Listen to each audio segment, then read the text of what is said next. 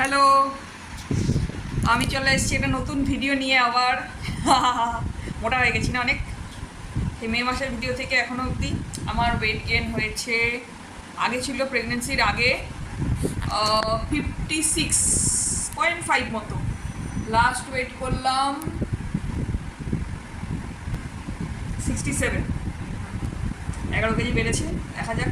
তাও বেবির ওয়েট আপাতত মানে 7 মাসের 29 উইক্সের ইউএসজিতে বেবির ওয়েট ছিল 1 কেজি 300 মতো।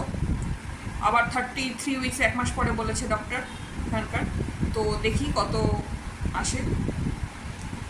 খাওয়া দাওয়া ঠিক একদম হয়নি, জানি না ওয়েট বাড়বে কিনা, কারণ গত শুক্রবার আমার ভয়ঙ্কর গ্যাস হয়ে গেছিলো।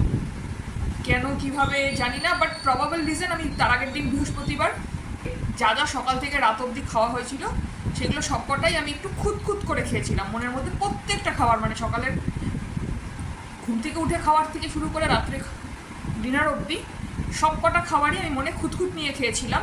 তার জন্য প্রবাবলি মানে যেটা হয়েছে, শুক্রবার সকালবেলা মা আসলো, মা আসার পরে আমি উঠে নিয়েই বমি বমি বমি বমি, কিন্তু বমি না, মানে শুধু জল বমি, মানে সে হচ্ছে জল বমি যাবে। তার জন্য ঠিক আছে একটু রেস্ট নিয়ে নিই, তারপরে ল্যাবে যাবো। তারপরে স্নান করলাম, ভাত খেলাম, 1 ঘন্টা ঘুমাই, তারপরে ল্যাবে যাবো।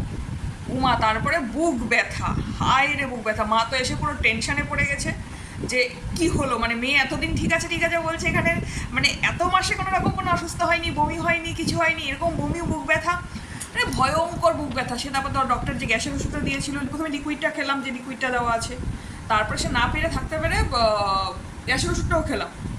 গ্যাসের ওষুধ খাওয়ার পরেও কমছে না। তারপর তো মানে পুরো একদম ক্লান্ত একেবারে একটা টাইপের অবস্থা। ঘুমালাম রাত্রেবেলা, আর পারছি না। ডাক্তার বল ঠিক আছে ইনো খাও। ইনো খাওয়ার সঙ্গে সঙ্গে হড় করে বমি, মানে সেই দিন সকাল থেকে রাত অব্দি যা খেয়েছি সেগুলো সব বমি হয়ে বেরিয়ে গেল। তারপরে গিয়ে একটু ভালো লাগলো।